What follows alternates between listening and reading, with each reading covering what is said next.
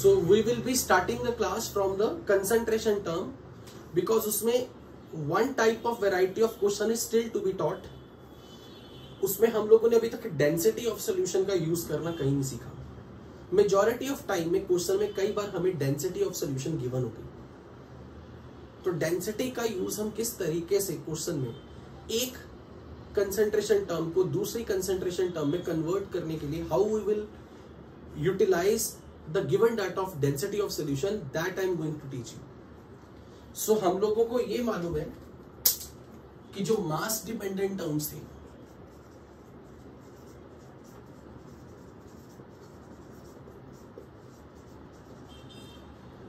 वो हमारे पास mass fraction, percentage weight by weight, mole fraction,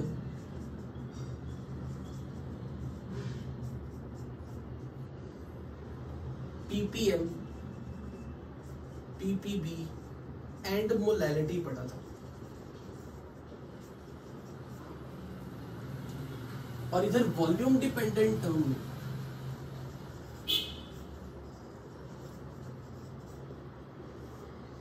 molarity, strength,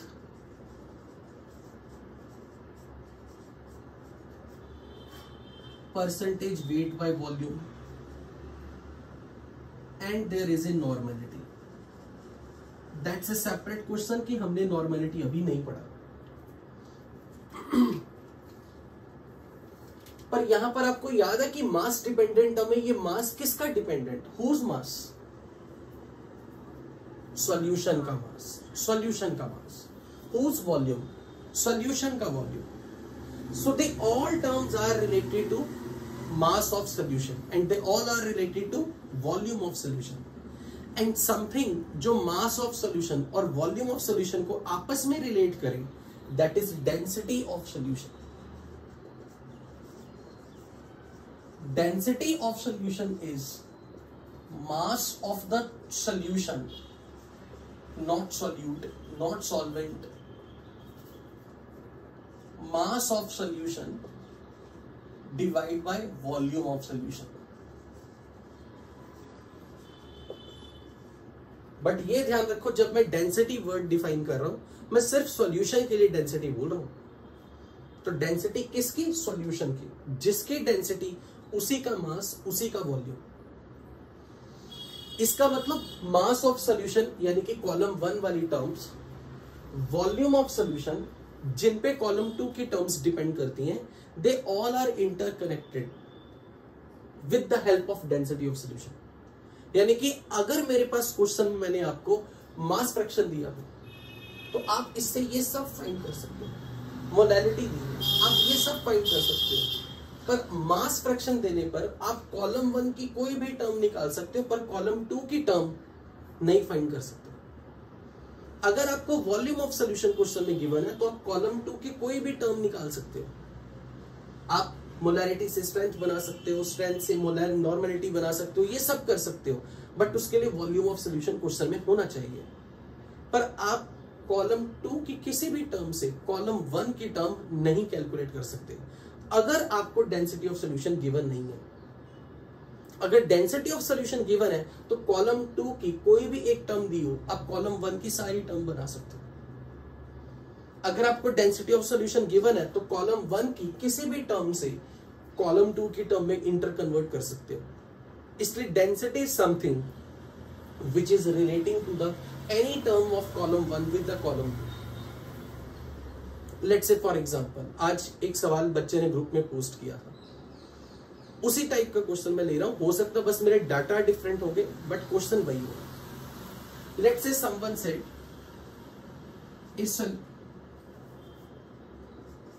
a sugar solution is 1.8 gram per ml, has molarity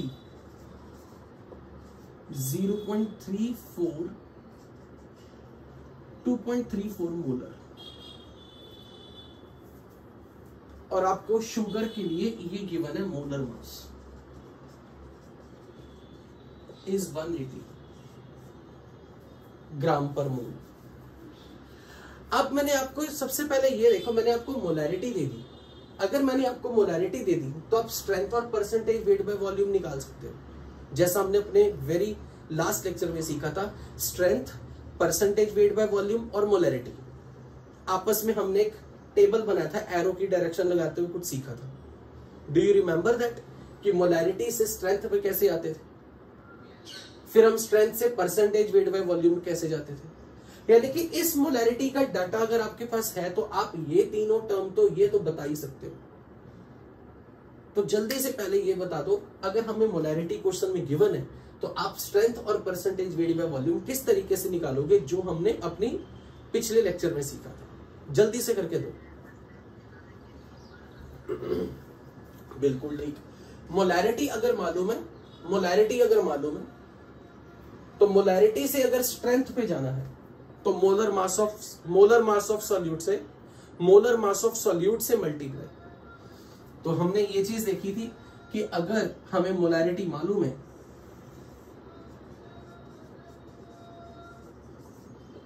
तो strength से अगर molarity पे जाना है तो डिवाइड बाय मोलर मास था। मोलर मास किसका, सॉल्यूट का, सॉल्वेंट का या सॉल्यूशन का, सॉल्यूट। और फिर हमने ये सीखा था अगर परसेंटेज वेट बाय वॉल्यूम से स्ट्रेंथ पे जाना हो तो मल्टीप्लाई बाय 10। ये किया था हमने। तो 2.34 अगर मोलैरिटी है तो अब बताओ स्ट्रेंथ पे कैसे आऊं, क्या करूं, सॉल्यूट के मोलर मास से मल्टीप्लाई, यानी कि दिस इज इनटू 180 यूनिट्स ग्राम पर लीटर, यूनिट्स ग्राम पर लीटर। अब अगर मुझे परसेंटेज वेट बाय वॉल्यूम पे जाना हो, यहां से परसेंटेज वेट बाय वॉल्यूम पे, तो क्या करूं, 10 से divide by 10। So this is percent weight by volume. तो मेरा ये कहने का आपको मतलब है, जब मैंने आपको कॉलम 2 की कोई टर्म दे दी, कोई भी टर्म, और कॉलम 2 की ही टर्म पूछी होती तो फिर हमें डेंसिटी की जरूरत नहीं थी। पर अगर मैंने आपसे यहां पे ये पूछा होता कि find molality, find mass fraction, find percentage weight by wait, any term from column 1, तो मैं बिना डेंसिटी से क्वेश्चन सॉल्व नहीं करूंगा, क्योंकि मुझे पता है कि दे all depend on what, they all depend on mass of solution. तो सबसे पहले आपको ये मास ऑफ सॉल्यूशन फाइंड करना पड़ेगा। तो अब जब यहां पे क्वेश्चन में मोलैरिटी गिवन है तो क्या आप मुझे बता सकते हो मोलैरिटी का मीनिंग क्या था। 2.34 डेफिनेशन क्या थी मोलैरिटी की, मोलैरिटी का how many moles of solute are present in 1 litre solution. अच्छा, ये जो लाइन आपने मुझे बोली ना, how many moles of solute are present in 1 litre solution, तो अगर मोलैरिटी 2.34 है तो यहां से मुझे पता लग गया 1 litre solution has 2.34 moles of solute. But question में वॉल्यूम गिवन नहीं है, ये हमने डेफिनेशन से निकाला। अगर क्वेश्चन में ऐसा दिया होता 300 ml हैज मोलैरिटी दिस, तब हम क्या करते, फिर हम मोलैरिटी इंटू वॉल्यूम, इसे लीटर में कन्वर्ट करके मोलैरिटी इंटू वॉल्यूम से मोल्स फाइंड कर लेते। फिर क्वेश्चन में वॉल्यूम ऑफ सॉल्यूशन 300 ml ही रखते। पर अभी क्वेश्चन में वॉल्यूम गिवन नहीं था तो मैंने इस डेफिनेशन को उठाया। अगर क्वेश्चन में वॉल्यूम गिवन होता लाइक 300 ml 2.34 मोलर, फिर मैं molarity into volume equal two moles of solute करता। तो अब क्वेश्चन में भी ये गिवन नहीं है और मैंने सबसे पहले ये थॉट लाया कि इसकी डेफिनेशन का मीनिंग क्या है। मैंने क्यों सोचा ऐसा, मैंने इसलिए सोचा क्योंकि अगर मुझे कॉलम 2 की कोई भी टर्म पता करनी है तो मुझे पहले मास ऑफ सॉल्यूशन चाहिए, और मास ऑफ सॉल्यूशन का डेंसिटी के साथ अगर कोई लेना देना है तो पहले वॉल्यूम ऑफ सॉल्यूशन पता होना चाहिए था। इसलिए मैंने ये थॉट लगाई कि पहले सॉल्यूशन के वॉल्यूम पे जाऊंगा। अब मैं इसकी वैल्यू यहां पुट करने लगा हूं। डेंसिटी गिवन है 1.8 ग्राम पर millilitre, but this is in units in millilitre, तो वॉल्यूम को भी मिलीलीटर में कन्वर्ट करो बिकॉज इस डेंसिटी के यूनिट्स पर ml है। तो फिर यहां भी वॉल्यूम ऑफ सॉल्यूशन को मिलीलीटर में कन्वर्ट करने के लिए 1000 ml कर दो, क्योंकि हमने 1 लीटर सॉल्यूशन माना है, एक्चुअल में नहीं है, माना है, एज्यूम किया। सो यहां से बताओ मास ऑफ सॉल्यूशन हमारे पास कितना आ जाएगा। मास ऑफ सॉल्यूशन विल बी 1800 ग्राम। अब बताओ, आपको सॉल्यूशन का मास पता लग चुका है,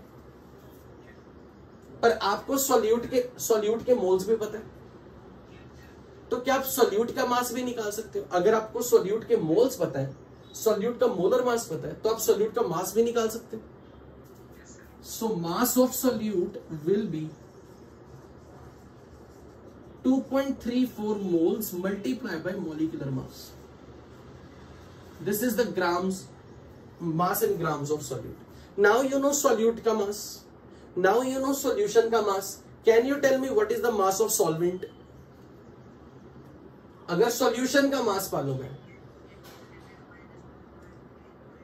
correct? Solution का mass minus solute का mass is equal to solvent का mass. तो जब आपको तीनों के मास मिल गए ना, अब यहां का कुछ भी फाइंड कर सकते हो। क्योंकि अगर आपसे मैंने पूछा था what is mass fraction of solute, तो आप क्या करते, सॉल्व कैसे करते? मास फ्रैक्शन ऑफ सॉल्यूट में कैसे सॉल्व करते हैं? सॉल्यूट का mass divided by total mass of solution. तो अब ये बताओ, सॉल्यूट का मास पता है, मास ऑफ सॉल्यूशन भी पता है, तो मास फ्रैक्शन कैसे मिलेगा? सॉल्यूट का मास which is this divided by solution का मास, तो मास फ्रैक्शन आ गया। मास फ्रैक्शन को 100 से मल्टीप्लाई करो तो percentage weight by wait. Mass fraction को 10⁶ से मल्टीप्लाई करो तो ppm। मास फ्रैक्शन को 10⁹ से मल्टीप्लाई करो तो ppb। आपको ये तो डायरेक्ट मिल गए। अब मोल फ्रैक्शन अगर बनाना तो क्या करते? Moles of solute divided by moles of solute plus moles of solvent. Moles of solute divided by moles of solute plus moles of solvent. Solute के मोल तो आपको रेडीमेड मिले। अगर आपने मोल फ्रैक्शन फाइंड करनी होती तो सॉल्यूट के मोल न्यूमरेटर में रखते, डिनोमिनेटर में सॉल्यूट के मोल प्लस सॉल्वेंट के मोल रखते। सॉल्यूट के मोल तो रेडीमेड है। सॉल्वेंट के मोल कैसे निकालते? क्या आपको सॉल्वेंट का मास मालूम है? सॉल्वेंट का मास तो डिवाइड बाय 18 कर दो, वाटर सॉल्वेंट रख के 18 कर दो डिवाइड बाय, तो आपको सॉल्वेंट के मोल भी पता है, तो आप वहां से मोल फ्रैक्शन भी निकाल सकते हैं। मोलैलिटी के लिए अगर आपको याद हो, सॉल्यूट का ये क्या थे? मोल। मोल से मास पे जाना तो क्या करना पड़ता? Multiply by molar mass of solute. अब मोलैलिटी अगर चाहिए होती, मोलैलिटी, तो आपको क्या चाहिए? Moles of solute divided by mass of solvent in kilogram, divided by mass of solvent in kilogram. तो अब ये बताओ, मोलैलिटी के लिए आपको मोल्स ऑफ सॉल्यूट रेडीमेड मिले हुए, divided by mass of solvent करना है, तो सॉल्यूशन का मास पता है, सॉल्यूट का मास पता है, तो सब्ट्रैक्ट करके सॉल्वेंट का मास आ जाएगा, उसे किलोग्राम में रखना। तो मुझे ये चीज बताओ, क्या हमें जब डेंसिटी पता है और कॉलम 2 की कोई भी टर्म पता थी, तो क्या हमने ये सारी चीजें फाइंड कर ली? तो अब जल्दी से मुझे आप कैलकुलेट करके बताओ molality and mass fraction. How will you calculate mass fraction of solute and molality of solute, molality with respect to solute?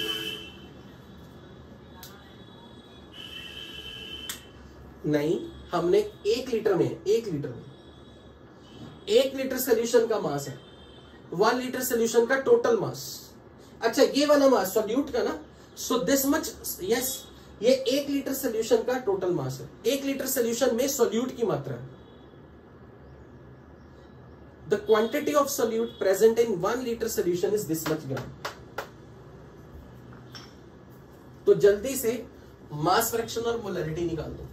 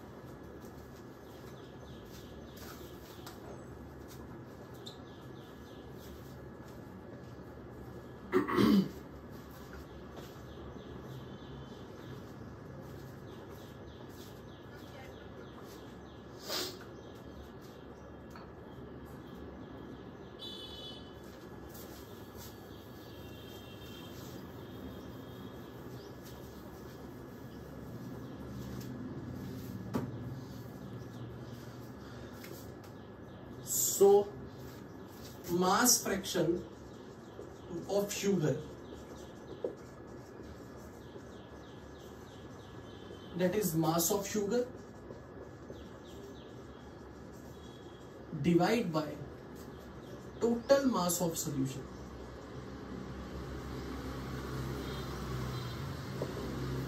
तो शुगर का मास हमने रखा है 2.34 मोल इंटू 180 कर दो. This is mass of sugar divided by total mass of solution is 1800. तो यहां से जो भी वैल्यू आएगी वो आपका मास फ्रैक्शन बन जाएगा. और अगर मोलैलिटी फाइंड करनी है, number of moles of solute present in 1 kilogram quantity of solvent, तो उसके लिए क्या करना पड़ेगा, number of moles of solute divided by mass of solvent. हाँ जी बोलो. बिल्कुल बिल्कुल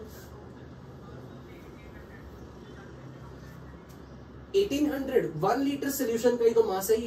ये टोटल मास ऑफ सॉल्यूशन है, सॉल्यूट प्लस सॉल्वेंट का मिला के.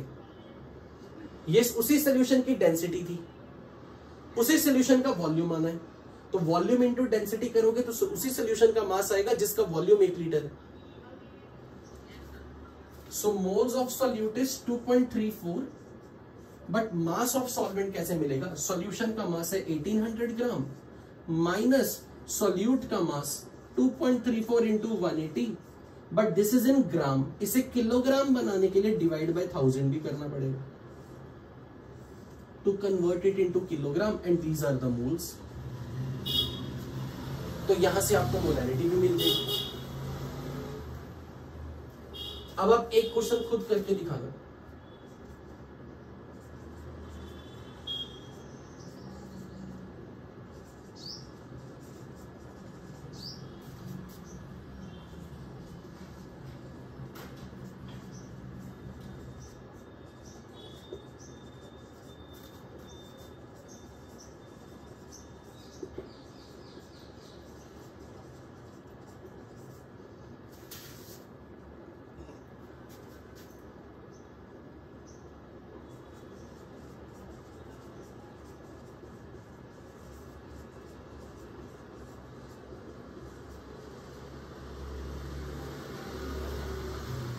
अब आप ये क्वेश्चन ट्राई करके बताओ.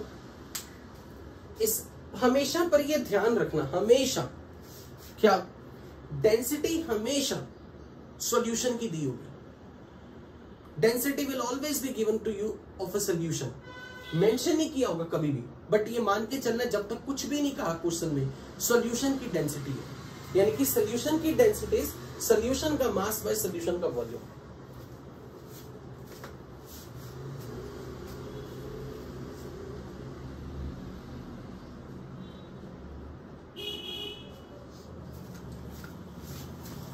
Now try this.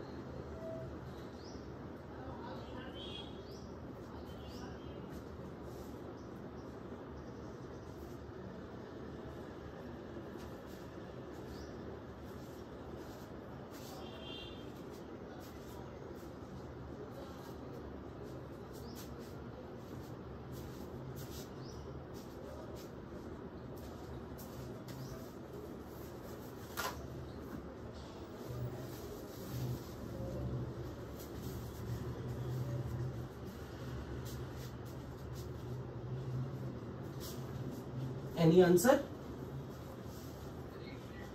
ओके,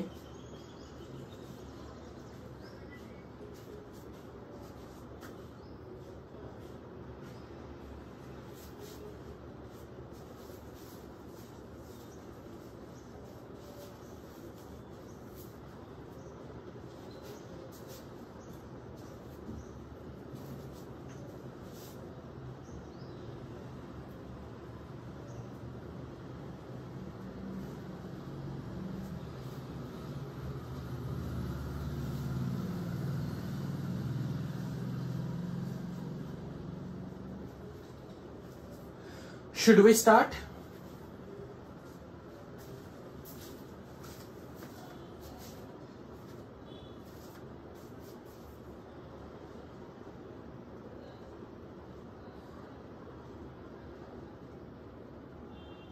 चलो करें। सबसे पहले मुझे जब डेंसिटी ऑफ सॉल्यूशन दी हुई है और अगर मुझे मोलैलिटी चाहिए तो मुझे कॉलम 1 की कोई टर्म की रिक्वायरमेंट है, लेकिन कॉलम 1 में percentage weight by wait given है। तो कॉलम 1 की मोलैलिटी के लिए मुझे इस डेंसिटी की जरूरत बिल्कुल नहीं है, पर जो कंसेंट्रेशन टर्म कॉलम 1 की गिवन है उससे अगर मुझे मोलैलिटी पे जाना है कॉलम 2 में, तो मुझे डेंसिटी की जरूरत है। तो सबसे पहले मुझे ये बताओ, यहां पे 10% वेट बाय वेट अगर गिवन है, इसका मीनिंग क्या है? What is the meaning 10% wait by wait?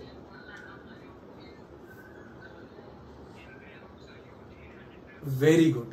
इसका मतलब आपने मुझे इस लाइन से ये समझा दिया, very good. In the 100 gram solution we have 10 gram solute. Reality में सोल्यूशन 100 ग्राम नहीं है, रियलिटी में सोल्यूशन कुछ भी हो सकता है। अगर मैंने क्वेश्चन में यहां लिखा होता ऐसे करके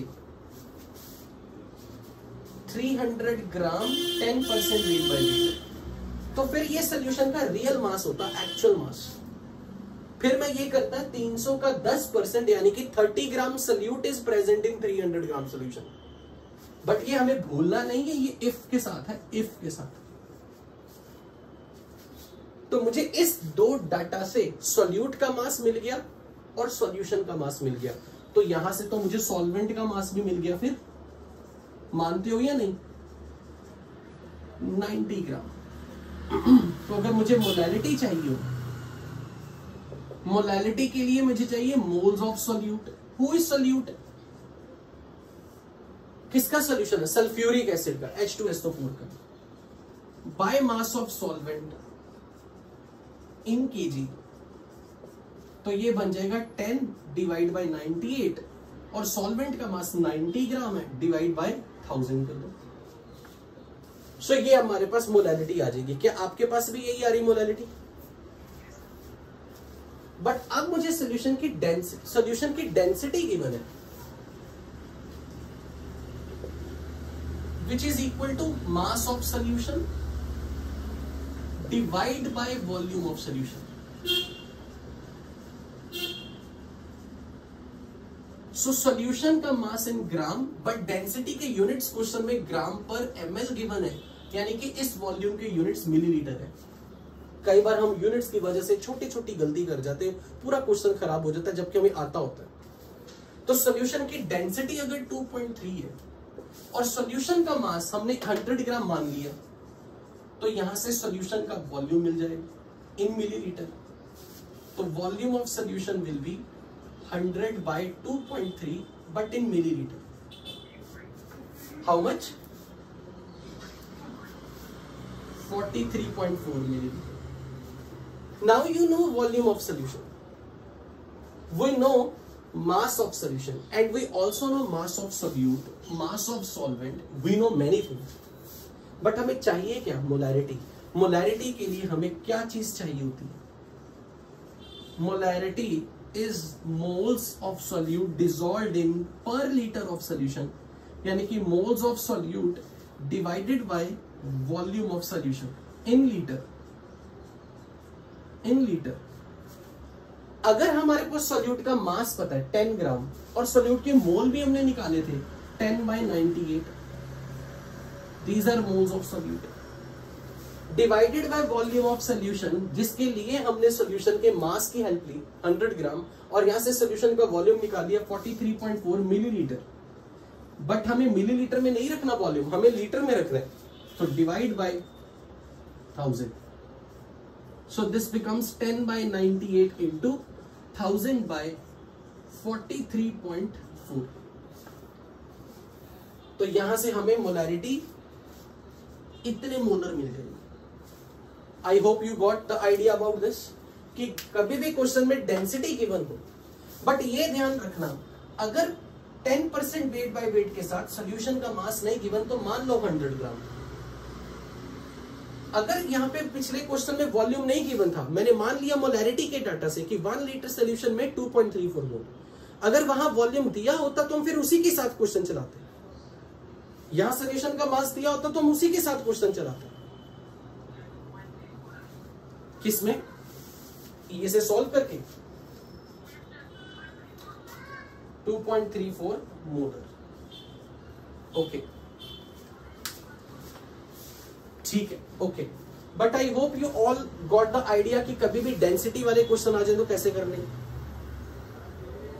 ओके अब इसमें लास्ट लाइन जिस पे हम कंसंट्रेशन टर्म खत्म करेंगे, मुझे ये बताओ कि आपने ऐसा कुछ पढ़ा है फिजिक्स में या कभी 9th-10th क्लास में, जब आप किसी भी चीज को गर्म करते हो तो वो एक्सपैंड करती है। Substances expands on heating. तो जब किसी चीज का एक्सपेंशन होगा तो उसका मास बढ़ेगा या वॉल्यूम बढ़ेगा? वॉल्यूम बढ़ेगा। तो अगर मैं किसी सॉल्यूशन को गर्म कर दूं या ठंडा कर दूं तो उसके वॉल्यूम में चेंजेस आएंगे या मास में चेंज आएंगे? तो फिर उसकी सारी जो कॉलम 2 वाली टर्म्स हैं या कॉलम 1 वाली टर्म्स, कौन सी टर्म्स हैं जो वॉल्यूम ऑफ सॉल्यूशन पे डिपेंड करती हैं? कॉलम 2 में, यानी कि molarity, normality, strength, percentage weight by volume, they all depend on volume of solution. And when we heat the solution, volume of solution will increase. When we will cool the solution, volume of solution will decrease. So if volume of solution is increasing or decreasing, तो अगर आप ये बताओ volume अगर बढ़ गया गर्म करने से तो मोलैरिटी पर क्या इफेक्ट आएगा? Molarity is moles divide by volume of solution, कम हो जाएगी। अगर मैं स्ट्रेंथ की बात करूं, अगर मोलैरिटी कम हो गई तो मोलैरिटी से स्ट्रेंथ पे जाना हो तो सिर्फ मोलर मास से मल्टीप्लाई करते हैं ना। मोलर मास तो कभी चेंज नहीं होता किसी का, वो तो फिक्स रहता है। तो अगर मोलैरिटी कम होगी तो स्ट्रेंथ भी तो कम हो गई, क्योंकि मोलर मास भी तो उतना ही रहेगा सॉल्यूट का। लेकिन अगर मुझे पता है कि स्ट्रेंथ घट गई, तो हमें मालूम है कि स्ट्रेंथ से परसेंटेज वेट बाय वॉल्यूम पे जाना हो तो 10 से डिवाइड करना पड़ेगा। 10 नंबर तो फिक्स ही है हमेशा, तो स्ट्रेंथ घट गई तो परसेंटेज वेट बाय वॉल्यूम भी घट गया।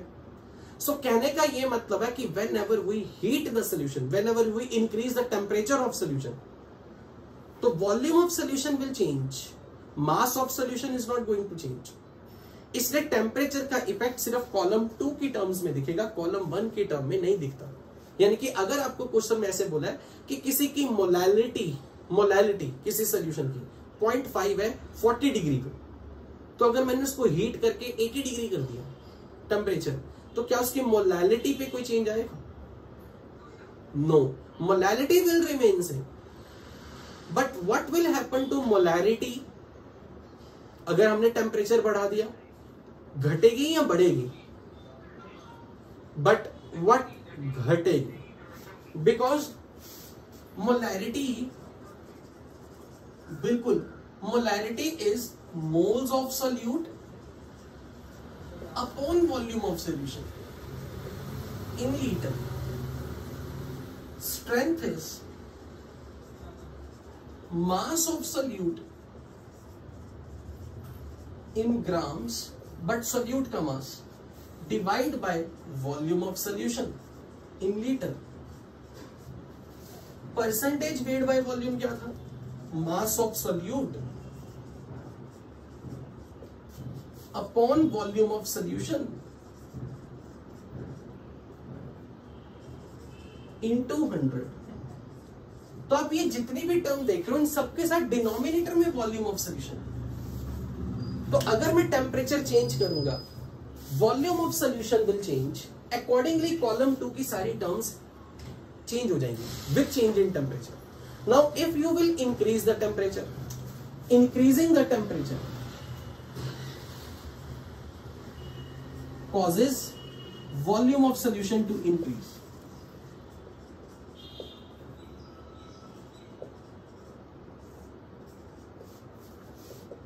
Thereby molarity, strength, percentage weight by volume, all these terms for the solution will decrease. But why molality, mass fraction, mole fraction, why they cannot get affected? उन पर क्यों कोई असर नहीं आया? अगर मैं कॉलम 1 की कोई टर्म ले देता, molality, mass fraction, mole fraction, उन पे क्यों नहीं कोई चेंज आ रहा?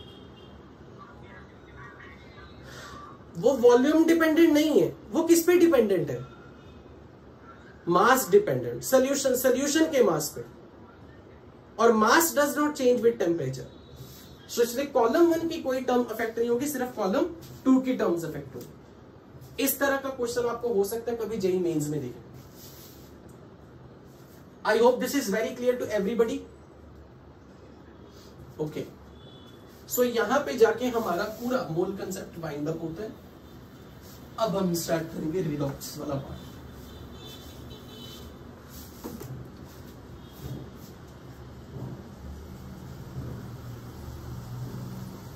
redox reactions, this is basically mole concept part 2।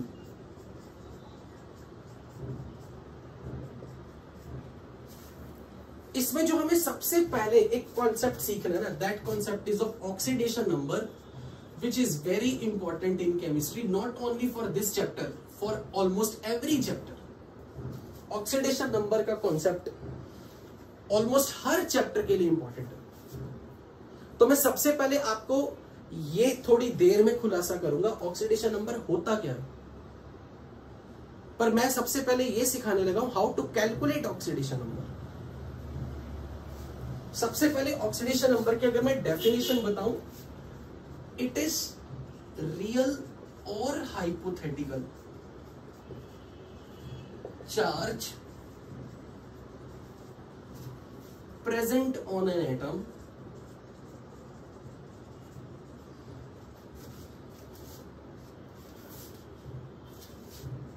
of a molecule, and if there are more than one similar type of atom,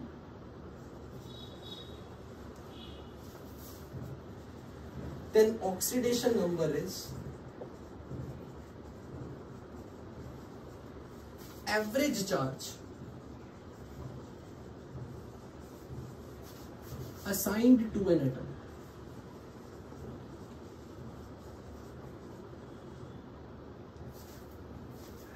हाँ जी बोलो।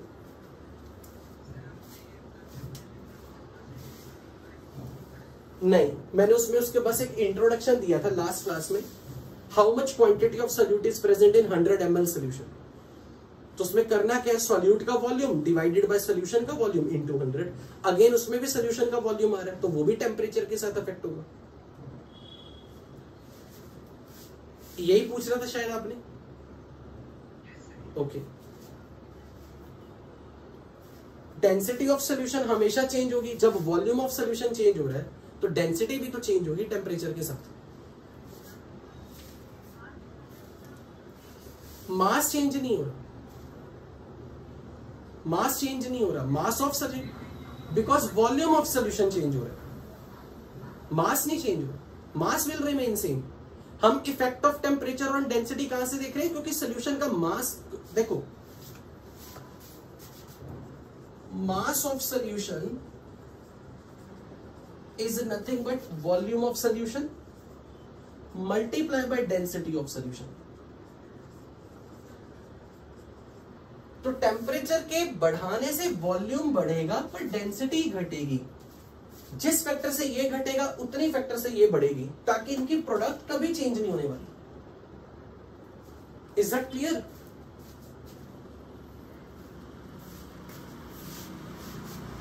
ये जो मैंने डेफिनेशन लिखी है ना, इट्स नॉट अभी कंप्लीट डेफिनेशन नहीं है।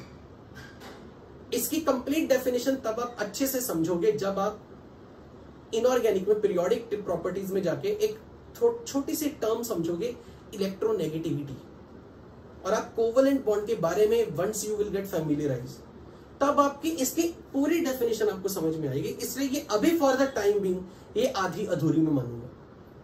बट इस डेफिनेशन से पहले जो मैं सिखा रहा हूं ना, वो जब मैं आपको समझा दूंगा तो आपको काफी सारे कॉन्फिडेंस आ जाएगा, अच्छा सर ये कुछ ऐसा कहना चाह रहे हैं। बट इसकी जो एक्चुअल डेफिनेशन की फील है वो तभी आती है जब आप पीरियोडिक प्रॉपर्टीज या केमिकल बॉन्डिंग इन चैप्टर्स को पढ़ लेते हो, जब आप एक्चुअली कोवेलेंट बॉन्ड या फिर आप उसमें ये समझ लेते हो कि इलेक्ट्रोनेगेटिविटी होती क्या है, और अगर एक एटम की इलेक्ट्रोनेगेटिविटी दूसरे एटम से ज्यादा है तो उससे क्या फर्क पड़ता है। But forget about that part for now, पहले मैं कुछ समझाने लगा। मान लो मैंने आपके सामने ना कोई भी मॉलिक्यूल रख दिया, सोडियम क्लोराइड। सोडियम क्लोराइड एक आयनिक कंपाउंड है। सुना आपने आयनिक कंपाउंड, कोवेलेंट कंपाउंड। तो आयनिक कंपाउंड में रियलिटी में कॉन्स्टिट्यूएंट पार्टिकल्स कैटायन एनायन होते हैं। This is positively charged, we call it as cation. This is negatively charged particle, we call it as anion. तो अगर कोई मुझसे ये पूछे ना कि इसके कॉन्स्टिट्यूएंट, सोडियम क्लोराइड के कॉन्स्टिट्यूएंट्स में कहूंगा आयंस है। ये सोडियम का एक्चुअल चार्ज है, रियल चार्ज है। ये क्लोरीन के ऊपर रियल चार्ज है। तो मैं इसे बोलूंगा ये सोडियम का ऑक्सीडेशन नंबर है, ये क्लोरीन का ऑक्सीडेशन नंबर है। किसी आयनिक कंपाउंड की जब तक तो बात हो रही है तो उसके कॉन्स्टिट्यूएंट आयंस के ऊपर एक्चुअल में जो चार्ज है that's a real charge, that is their oxidation number. मैं ये मानता हूं शायद आपने 9th-10th में कभी क्रिस क्रॉस फॉर्मूला ऐसे सीखा हो कि अगर ये MgCl2 है तो ये 1 इसका चार्ज है, ये 2 इसका चार्ज है। तो आप ऐसे लिखते हो मैग्नीशियम पे चार्ज +2 है, क्लोरीन पे चार्ज -1 है। So if A compound is an ionic, तो अगर मैं उनकी एटॉमिसिटी को रेसिप्रोकल मतलब इनवर्स करके, मतलब जो क्लोरीन की एटॉमिसिटी है वो एक्चुअली मैग्नीशियम का चार्ज है, जो मैग्नीशियम की एटॉमिसिटी है वो क्लोरीन का चार्ज है। तो ये उनके रियल चार्जेस हैं, रियल चार्ज। तो अब मैं बोलूंगा कि ये मैग्नीशियम का ऑक्सीडेशन नंबर, ये क्लोरीन का ऑक्सीडेशन नंबर। पर ऑक्सीडेशन नंबर डिफाइन होता हर एटम के लिए है। फॉर एग्जाम्पल, अगर मैंने यहां कोई कंपाउंड लिख दिया सोडियम कार्बोनेट, तो यहां 3 तरह का एटम है, सोडियम, कार्बन, ऑक्सीजन।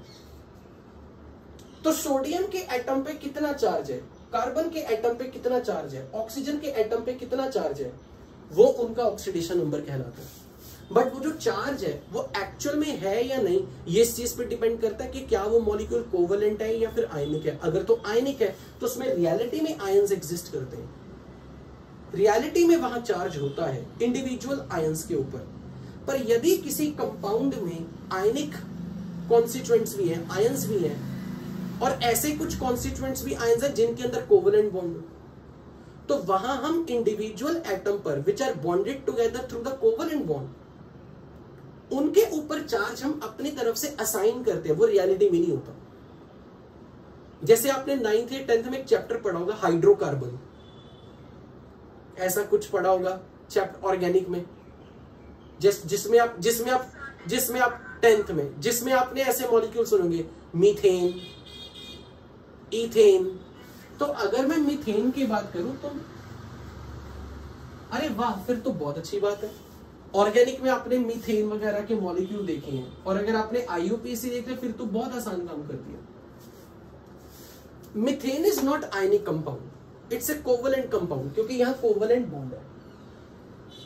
अगर कोई यहां पे पूछे कार्बन पे कितना चार्ज है, हाइड्रोजन पे कितना चार्ज है, हम बोलेंगे यार चार्ज कहां से आ गया, ये तो आयन है ही नहीं, ये आयनिक बॉन्ड ही नहीं है। तो ऐसे केस में अगर मैंने पूछा what is the charge on the carbon, what is the charge on hydrogen, so it is basically an hypothetical charge which we assign for some purpose. तो जब कोई कोवेलेंट मॉलिक्यूल होगा उसके हर एटम पे आप कितना चार्ज लगा रहे हो वो रियलिटी में नहीं है, वो असाइन किया जा रहा है, that is actually oxidation number. पर हम वो चार्ज असाइन क्यों करते हैं उसका रीजन अभी नहीं समझ में आएगा, उसका रीजन थोड़ी देर में समझ में आएगा कि उस चार्ज को जो हम असाइन कर रहे हैं वो रियलिटी में क्यों किया जा रहा है असाइन, जबकि वो रियलिटी में नहीं है, यहां तो रियलिटी में था। तो आपको ये पता होना चाहिए कि what is real, what is hypothetical charge. Reality में charge is when your compound is actually an ionic compound जिसमें cation and ion are individually constituent particles made up of one type of atom. But if you have a covalent molecule there you don't have any ion, तो फिर वहां पर हम individual atom के ऊपर कुछ ना कुछ चार्ज असाइन करते हैं। अब देखो सोडियम कार्बोनेट में कैसे, सोडियम कार्बोनेट की अगर मैं बात करूं तो यहां CO3 पूरा 1 है, CO3 पूरा एक यूनिट है, एनायन है। तो अगर मैं इसका चार्ज इस पे असाइन कर दूं तो सोडियम के ऊपर चार्ज +2 है, CO3 पे चार्ज -2। सोडियम का चार्ज तो रियल है +1, सोडियम का चार्ज तो रियल है, कार्बोनेट का ये वाला चार्ज रियल है, पर ये CO3 का, ये कार्बन के एक एटम और 3 ऑक्सीजन के एटम का टोटल चार्ज है। ये जो -2 दिख रहा है ना ये पूरे CO3 पे, यानी कि कार्बन के एक एटम और 3 ऑक्सीजन के एटम पर टोटल चार्ज मिला के -2। ऑक्सीडेशन नंबर होता है इंडिविजुअल एटम का charge. What is the charge on one atom of carbon, what is the charge on one atom of oxygen, वो रियलिटी में नहीं बता सकते आप ऐसे, क्योंकि ये एक्चुअल में ये कोवेलेंट है, इसके अंदर कार्बन और ऑक्सीजन में कोवेलेंट बॉन्ड है कुछ इस तरह से। यहां अब कार्बन और ऑक्सीजन पे जो चार्ज है वो हम असाइन करेंगे, वो रियलिटी वाले चार्ज नहीं है। अगर कोई पूछे ये रहा रियल चार्ज, मैं कहूंगा ये रियल चार्ज है, पर रियल चार्ज ऑक्सीडेशन नंबर तब बनेगा जब वो इंडिविजुअल एटम का होगा। ये एक कार्बन और 3 ऑक्सीजन के एटम का टोटल चार्ज नेगेटिव है। या आप ये नहीं बोल सकते कार्बोनेट का ऑक्सीडेशन नंबर -2 है, नहीं, कार्बन का ऑक्सीडेशन नंबर डिफाइन होगा, ऑक्सीजन एटम का ऑक्सीडेशन नंबर डिफाइन होगा। जो यहां पर ये कोवेलेंट बॉन्डेड है इसलिए वहां पर हम उन्हें असाइन करेंगे अपनी तरफ से किसी रूल्स के थ्रू। अब हमें वो रूल्स सीखने हैं कि किसी कोवेलेंट मॉलिक्यूल के अंदर अगर हमें चार्ज असाइन करना पड़ गया तो वो किस हिसाब से, किस नियम के आधार पर बनाया जाएगा। तो हमारा जो टॉपिक ऑफ डिस्कशन होगा, how to calculate, what is the rule to assign oxidation number. बहुत इंपॉर्टेंट टॉपिक है, बहुत काम का है, और ये बेसिक है, आपके 11th में ऑलमोस्ट हर चैप्टर में इसका यूज होने वाला है आगे जाके, 11th में ही नहीं 12th में भी। हाँ जी बोलो।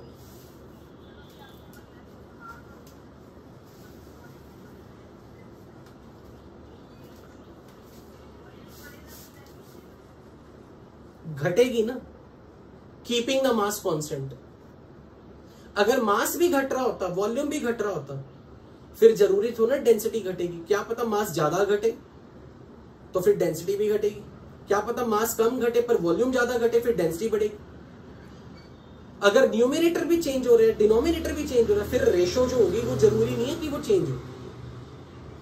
तो keeping the mass constant, mass of solution is not going to change. Volume solution का अगर बढ़ेगा तो डेंसिटी घटेगी। Is that clear? Okay, redox reaction में अब हम पहले, सबसे पहले ऑक्सीडेशन नंबर कैलकुलेट करना सीखने के लिए कुछ रूल्स लिख रहे हैं। What are the rules for halogen? Who is halogen? Fluorine, chlorine, bromine, iodine. Generally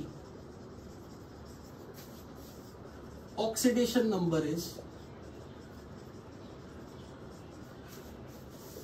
assigned to be -1.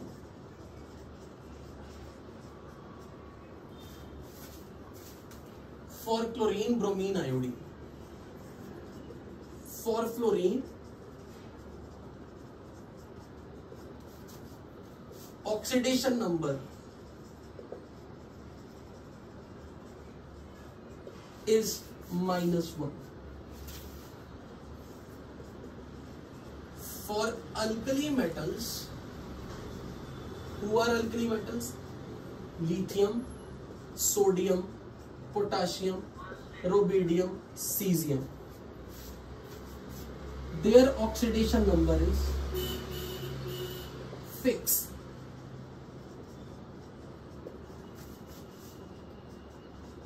+1. For alkaline earth metals,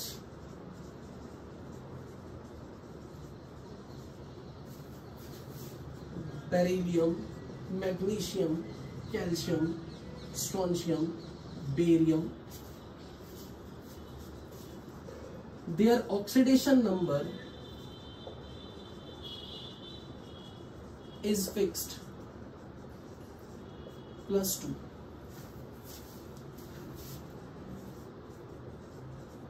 For hydrogen, oxidation number is generally +1, but if hydrogen is connected with metal,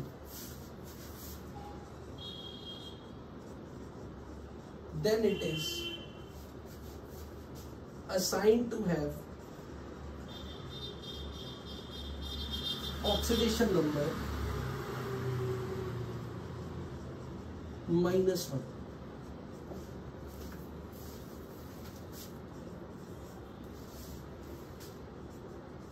For oxygen,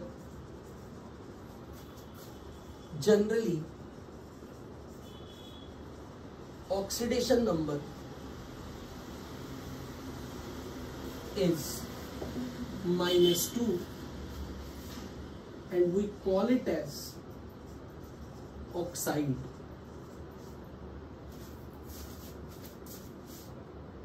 But if it is peroxide,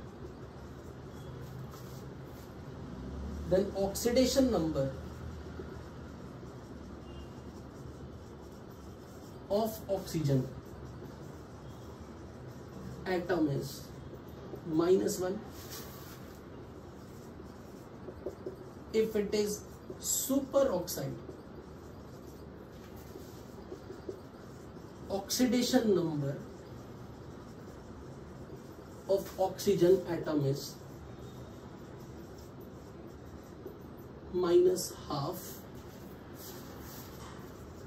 and if it is ozonide,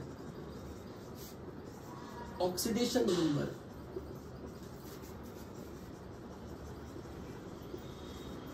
of oxygen atom is -1. पहले आप ये note करो जितना भी लिखा।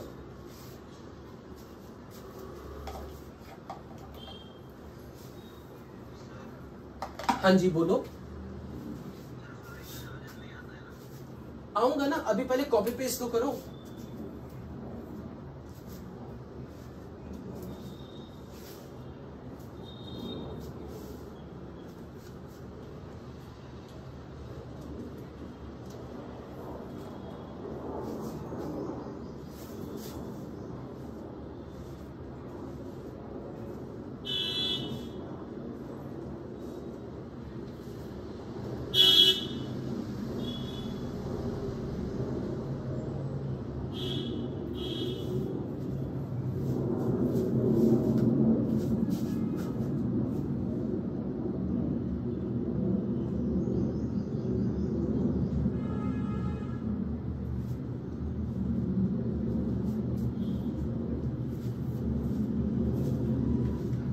हाँ जी बोलो।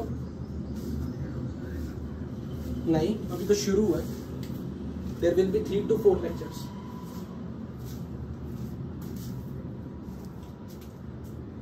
Noted बच्चों? Okay.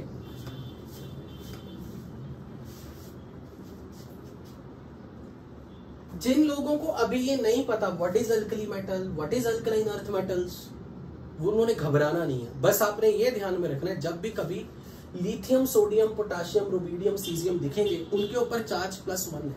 इन सबको अल्कली मेटल कहा जाता है। किस रीजन से कहा जाता है ये सब पीरियोडिक टेबल में पढ़ोगे।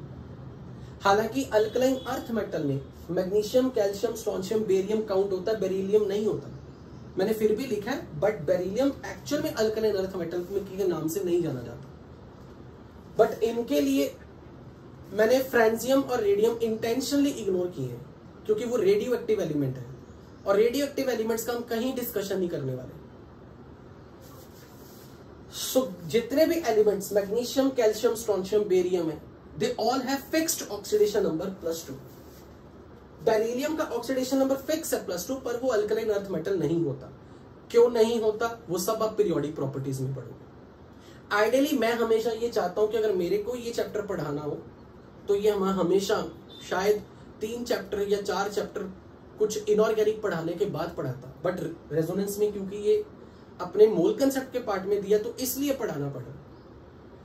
तो आइडियली तो वैसे थोड़ा सा इनऑर्गेनिक पहले पता होना चाहिए, उसके बाद ये बताना चाहिए, बट फिर भी हम मैनेज कर सकते हैं, इसको सीख सकते हैं, कोई दिक्कत नहीं आने वाली।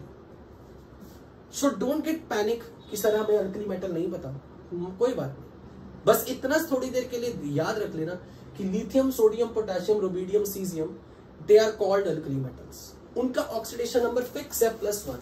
ये याद होने चाहिए, सारे पॉइंट्स याद होने चाहिए।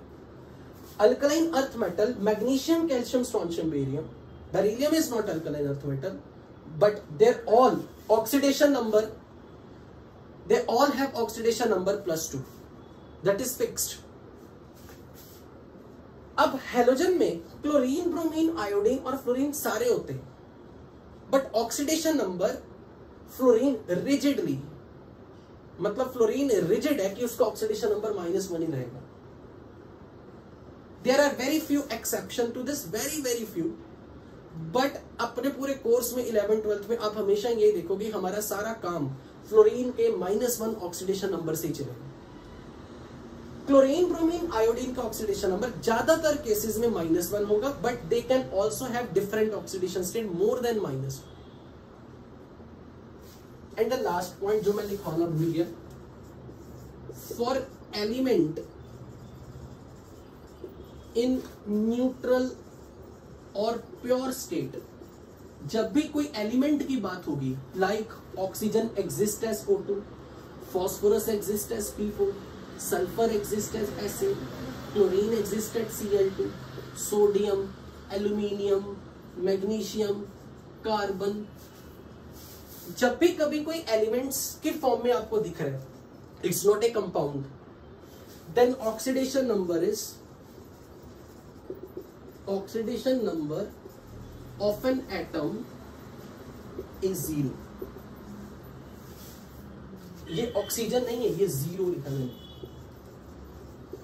कभी भी कोई एलिमेंट आपको प्योर स्टेट में दिखा दिया गया, वो कंपाउंड फॉर्म में नहीं है, कोई substance like phosphorus P4, chlorine Cl2, bromine Br2, iodine I2, ozone O3।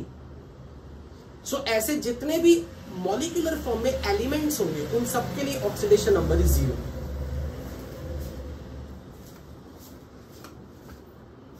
अब इसका यूज कहां करने वाले हैं, बट ये भूलना नहीं, ये पॉइंट सारे याद रखने हैं। मैं अभी इन पॉइंट्स पे आऊंगा एग्जांपल्स के थ्रू, मैं इन एग्जांपल्स के थ्रू इन पॉइंट्स को समझाऊंगा। Okay, let's say for example अब जो हम क्वेश्चंस करेंगे ना, उसकी प्रैक्टिस आपकी इतनी अच्छी होनी चाहिए कि क्लास में सीख के जाओ और घर पे जब आप शीट सॉल्व करो आपके फटाफट आंसर आने चाहिए, क्योंकि उसकी एक्सपर्टीज होना बहुत जरूरी है, नहीं तो आपकी इनऑर्गेनिक पूरी बर्बाद हो सकती है। आप लोग बिल्कुल ज्यादा आगे जाके केमिस्ट्री में बहुत सारे इजी क्वेश्चन गलत कर दोगे अगर ऑक्सीडेशन नंबर निकालना नहीं सीखा। So one of the most important base forming concept, base forming है ये सारी चीजें।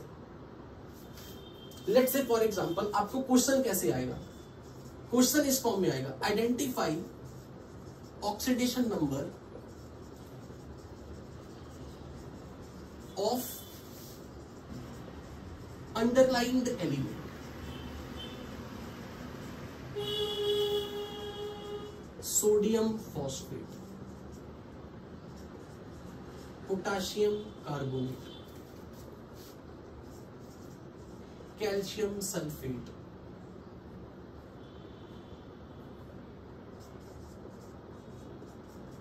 बेरिलियम नाइट्राइट, सोडियम का ये कंपाउंड दिया कुछ,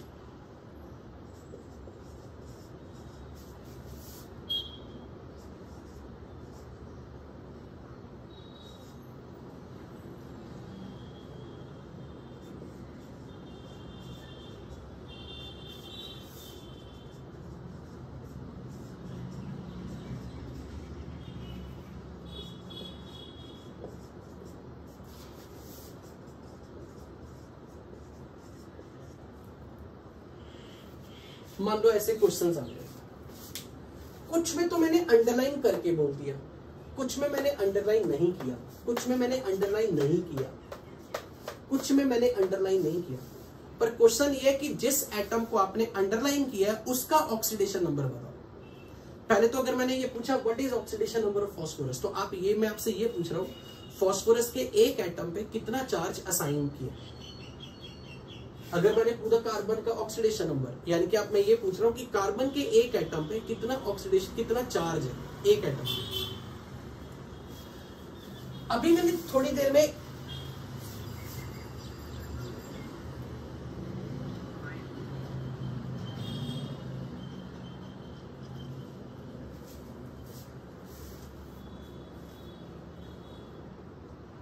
मैंने आपको सॉल्व करने के लिए कहा, कुछ भी शुरू हो जाता है अक्षत हमेशा।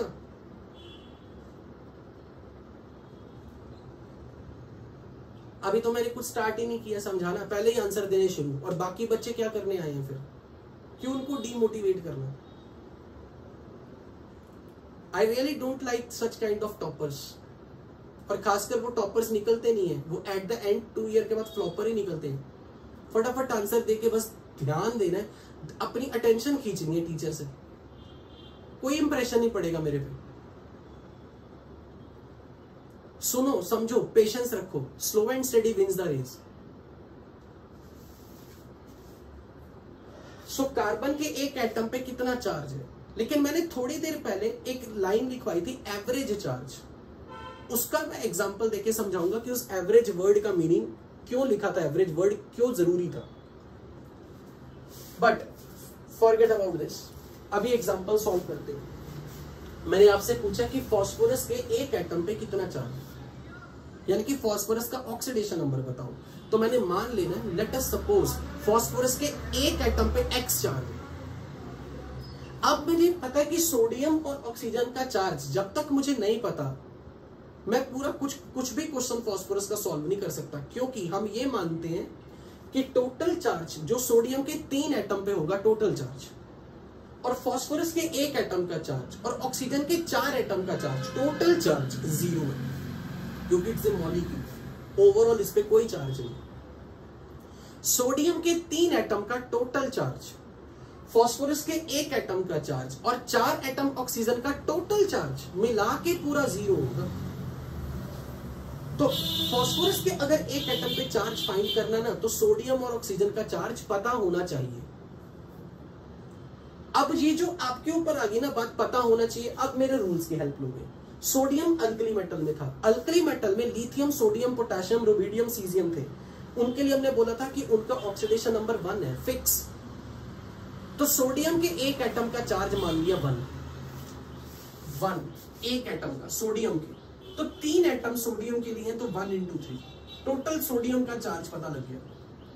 ये सोडियम के 3 एटम का टोटल चार्ज है। फास्फोरस के एक एटम का चार्ज x, ऑक्सीजन के एक एटम का चार्ज कितना। अब मैंने ये आपसे सामने ये पॉइंट उठा रहा हूं, for oxygen generally oxidation number is -2। Maximum cases में ऑक्सीजन का ऑक्सीडेशन नंबर -2 लेना है, एक ऑक्सीजन पे -2 चार्ज मान के काम करना। कब ये आएगा परऑक्साइड, कब ये आएगा, ये अभी आपको थोड़ी देर में एग्जांपल से समझ में आएगा। बट जब तक क्वेश्चन में कुछ भी नहीं मेंशन ऑक्सीजन के बारे में, कोई आपको इनडायरेक्ट या डायरेक्ट वे में कोई इंफॉर्मेशन नहीं गिवन, आप तब तक ऑक्सीजन के ऊपर -2 चार्ज असाइन करोगे एक एटम पे ऑक्सीजन। आप मान के चलोगे कि ये ऑक्साइड है, यानी कि यहाँ पर ऑक्सीजन के एक एटम पे चार्ज -2 है, तो यहाँ पर ये ऑक्साइड फॉर्म में है। तो मैं यहां पे बोलूंगा एक ऑक्सीजन का चार्ज -2, लेकिन 4 ऑक्सीजन है इंटू 4, ये टोटल 4 एटम ऑक्सीजन का चार्ज, ये टोटल 3 एटम सोडियम का टोटल चार्ज, और ये फास्फोरस के 1 एटम का चार्ज। ओवरऑल चार्ज इज 0, और यहां से आप x की वैल्यू निकालोगे +5।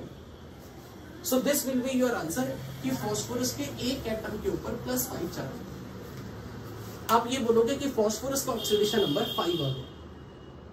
फॉर एग्जाम्पल नेक्स्ट में अगर पोटेशियम कार्बोनेट की बात करूं, कार्बन के 1 एटम का चार्ज मुझे फाइंड करना है, लेट इट बी x, लेकिन पोटेशियम का चार्ज पता होना चाहिए। उसके लिए मैं रूल लगा रहा हूं, alkali metal lithium, sodium, potassium, rubidium, caesium, उनका ऑक्सीडेशन नंबर फिक्स है +1, पर वो 1 एटम का चार्ज है। पोटेशियम के 1 एटम का चार्ज, अल्कली मेटल के 1 एटम का चार्ज +1 है, तो 2 पोटेशियम का टोटल चार्ज +1 × 2 होगा। कार्बन के 1 एटम का चार्ज x है, और ऑक्सीजन के बारे में यहां पर कोई स्पेशल कंडीशन कुछ नहीं मेंशन, और वो कंडीशन कौन सी होती है जब हमें पता लगता है कि वो पेरोक्साइड या सुपर ऑक्साइड या ओजोनाइड है। Don't worry, we are on the way, हम आगे जाके ऐसे एग्जांपल देखने वाले हैं। पर जब तक ऑक्सीजन के बारे में आपको कुछ नहीं पूछा, यानी कि ऑक्सीजन को अंडरलाइन भी नहीं किया, ऑक्सीजन के बारे में पूछा भी नहीं आपसे, तो आप ऑक्सीजन को -2 स्टेट में मान के चलोगे, क्योंकि मैक्सिमम केसेस में oxygen generally it shows -2 oxidation state. तो ऑक्सीजन के 1 एटम पे चार्ज -2, और यहाँ पे 3 एटम है ऑक्सीजन के, तो टोटल चार्ज हो गया ऑक्सीजन पर -6, पर ये 3 एटम ऑक्सीजन का टोटल चार्ज है, ये 2 एटम पोटेशियम का टोटल चार्ज है, ये कार्बन का 1 ही एटम था, और सबका टोटल चार्ज मिला के 0। तो यहां से आप x की वैल्यू निकालोगे +4। ये कार्बन का ऑक्सीडेशन नंबर आ गया। अब मुझे ये बताओ, इन 2 एग्जांपल में किसी को कोई डाउट हो या कुछ पूछना हो मेरे से, स्पीक। एनी डाउट कि कैसे निकालना है oxidation number? Any query? Okay, अब आप मुझे यहां पर निकाल के दिखाओ सल्फर का ऑक्सीडेशन नंबर खुद। कैल्शियम अल्कलाइन अर्थ मेटल में था, beryllium, magnesium, calcium, strontium, barium का चार्ज ऑक्सीडेशन नंबर था 1 एटम पे +2। कैल्शियम का फिक्स है, जब तक ऑक्सीजन के लिए कुछ नहीं पता -2 है, ऑक्सीजन यूजुअली -2 फॉर्म में रहेगी। तो अब सल्फर का ऑक्सीडेशन नंबर आप बताओगे बोल के। 6, वेरी गुड, +6, दिस इज +6। हाँ जी बोलो।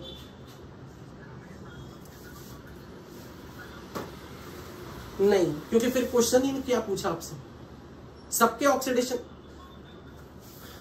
नहीं, कंपाउंड तो होते हैं सारे कंपाउंड्स में, सबका ऑक्सीडेशन।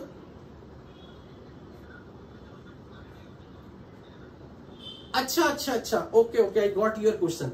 कुछ एलिमेंट्स ऐसे होते हैं जिनका ऑक्सीडेशन नंबर फिक्स नहीं होता, वो अपना ऑक्सीडेशन नंबर बदलते रहते हैं, उसी के लिए हम फाइंड कर रहे हैं उनका ऑक्सीडेशन नंबर, जिसके लिए पूछा है। जैसे सल्फर का ऑक्सीडेशन नंबर के लिए मैंने कोई रूल नहीं बताया, यानी कि सल्फर का ऑक्सीडेशन नंबर वेरिएबल हो सकता है। You got my point? Okay, अब यहां पे देखो, मैंने अंडरलाइन नहीं किया, जहां पे मैंने अंडरलाइन नहीं किया ना, वहां पे मैंने कंडीशन हमेशा ऐसे रखी होगी कि किसी 1 एटम का ऑक्सीडेशन नंबर फिक्स होगा हमेशा। आप जानते हो बेरिलियम और नाइट्रोजन में मैंने यहां पर जितने भी रूल लिखाए, क्या उसमें मैंने नाइट्रोजन के बारे में कुछ लिखवाया? नहीं लिखवाया ना, लेकिन बेरिलियम के बारे में कुछ बताया था।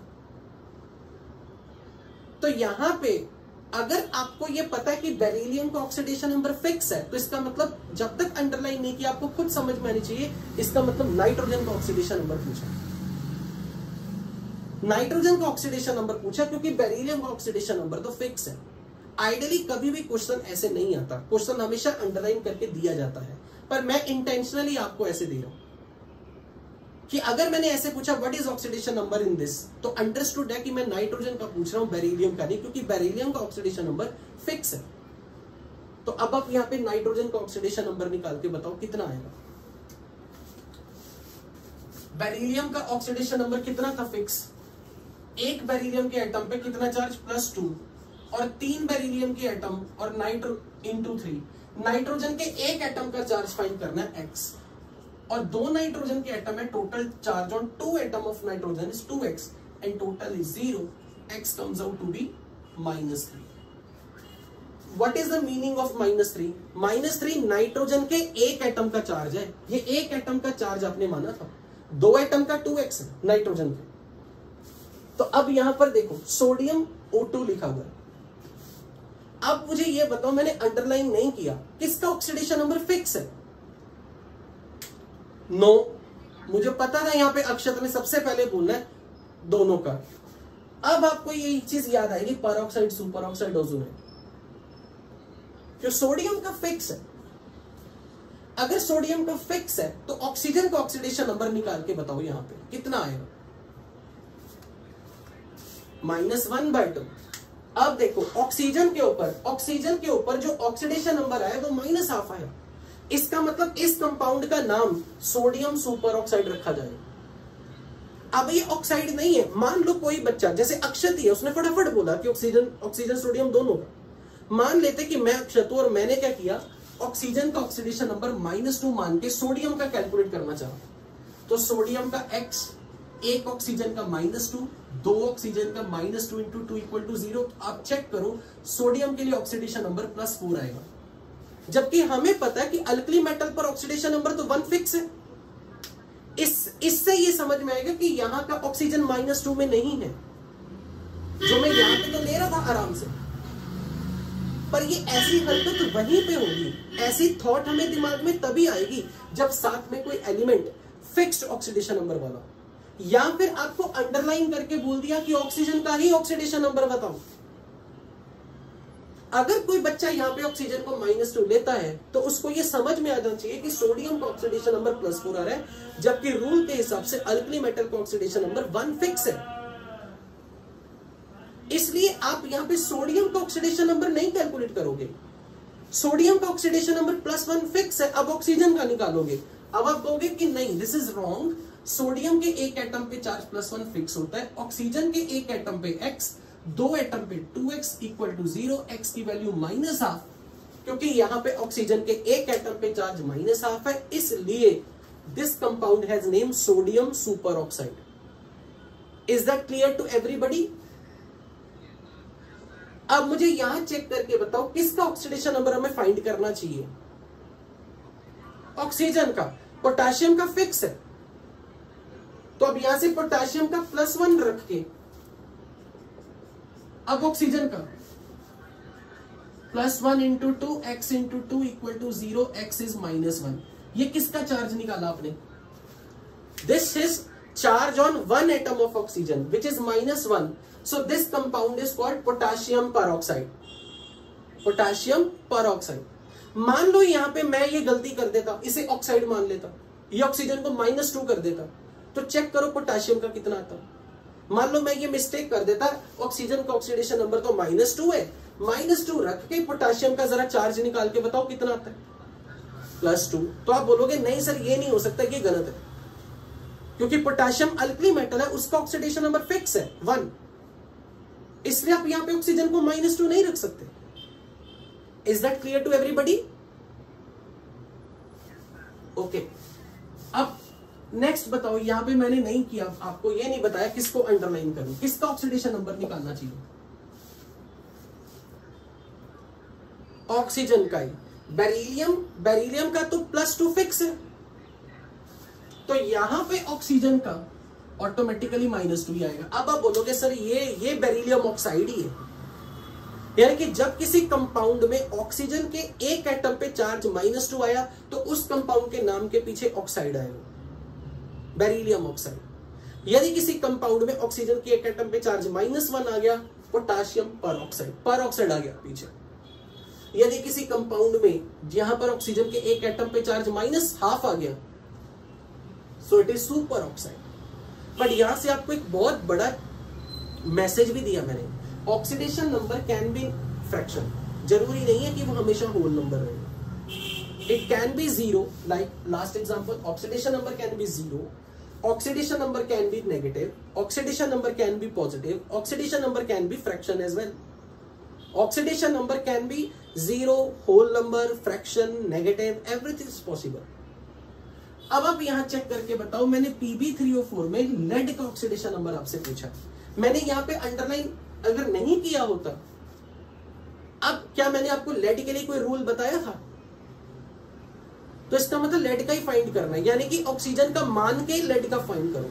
और जब ऑक्सीजन का कुछ एज्यूम करना पड़े तो आप क्या मानोगे? नो, -2 ऑक्सीजन को -2 रख के लेड का फाइंड करोगे। टेल मी क्या आएगा आंसर? 8/3। तो 3x plus -2 into 4 equal to 0 and x is 8/3। तो अगेन मैसेजेस ध्यान से समझना, इट इज बेसिकली फ्रैक्शन में आ गया। अब यहां पे ये 3 लेड के एटम है ना, 3 लेड के एटम, आप ध्यान से समझना। अगर तीनों लेड के एटम पे बराबर चार्ज होता ना, बराबर, मान लो इस पे भी चार्ज होता 2, इस पे भी 2, इस पे भी 2, सपोज, तो अगर आप यहां पर आंसर निकालते ना x, ये हमेशा होल नंबर आता है। यदि आपकी x की वैल्यू होल नंबर आ रही है, चाहे पॉजिटिव होल नंबर चाहे नेगेटिव होल नंबर, तो इसका ये मतलब है कि अगर जिस एटम के आपने चार्ज होल नंबर निकाला, अगर उसके 2 एटम है या 4 एटम है, उन सबके ऊपर चार्ज सेम है। जैसे फॉर एग्जांपल अभी आपने K2O2 निकाला, यहां ऑक्सीजन का ऑक्सीडेशन नंबर -1 निकाला, ये होल नंबर था। इसका ये मतलब है कि यहां पर ये जो 2 ऑक्सीजन के एटम है ना, इन दोनों का चार्ज -1 है। जब तक किसी भी एटम का ऑक्सीडेशन नंबर होल नंबर आ रहा है, तो वो ये मैसेज देगा कि यदि उस एटम की संख्या 1 से ज्यादा है तो उन दोनों एटम पे बराबर चार्ज रहने वाला है maximum time. However there can be exception, but majority wise ऐसा आप देखो। एक्सेप्शन कहां आएगी मैं अभी थोड़ी देर में बताऊंगा, but for most of the time जब तक ये नंबर होल नंबर आ रहा है, तो आप ये मान के चल सकते हो कि दोनों एटम जो ऑक्सीजन के, दोनों पे चार्ज सेम है। और जैसे ही कभी किसी एटम का ऑक्सीडेशन नंबर फ्रैक्शन में आ गया और उसकी गिनती 1 से ज्यादा है, यानी कि लेड के 3 एटम है, इसका मतलब तीनों लेड पे बराबर चार्ज नहीं है। एक्चुअल में यहां पे थोड़ी देर के लिए मैं बता रहा हूं, पर आपका क्वेश्चन समझ, मैं अभी बता दूंगा आपके मन में क्या रेज होगा। एक्चुअल में यहां पे लेड के जो 3 एटम है ना, उनके ऊपर +2, +2 और +4 चार्ज है। अब आपका ये क्वेश्चन अगर आया ना कि सर आपने लेड पे 2, 2, 4 क्यों लिखा, ये अभी नहीं मैं समझा सकता, आपको कुछ टाइम बाद समझ में आएगा, कुछ चैप्टर्स पढ़ने के बाद। पर अगर कोई मुझे ये कह देता कि सर यहाँ पे जो लेड है ना, वो बेसिकली लेड के जो 3 एटम है ना, उसमें से 2 एटम +2 स्टेट में और 1 एटम पे +4 चार्ज है। अब आप मुझे इसकी एवरेज बताओगे, 2, 2, 4 की एवरेज क्या आएगी? एवरेज, अरिथमेटिक मीन, एक्चुअली ये वो आता है। इसलिए मैंने ऑक्सीडेशन नंबर की डेफिनेशन में एक लाइन दिखाई थी, it is average charge assigned on an atom if that atom is more than 1 in counting. ये 3 लेड का ये जो है ना, ये एक लेड के ऊपर एवरेज चार्ज करके बताया आपने।